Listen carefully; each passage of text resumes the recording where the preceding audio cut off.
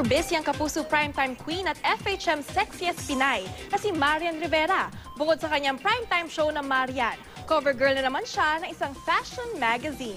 Narito ang aking chika. Philippines' finest, sexiest Pinay at syempre, Kapuso Primetime Queen. Pagdating talaga sa pasiklaban sa kagandahan, hindi pwedeng mawala sa usapan si Marian Rivera.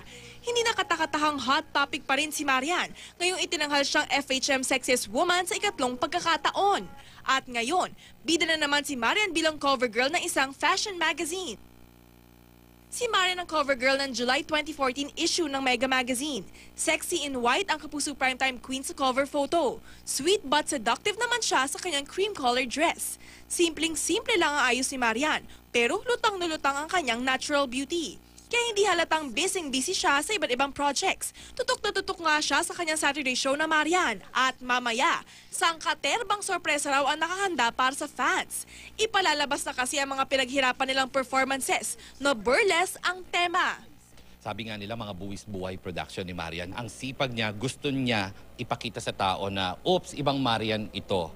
Sa mga susunod pang episode, magkaka-special number din sina Marian at ang Kapuso Primetime King na si Dingdong Dantes.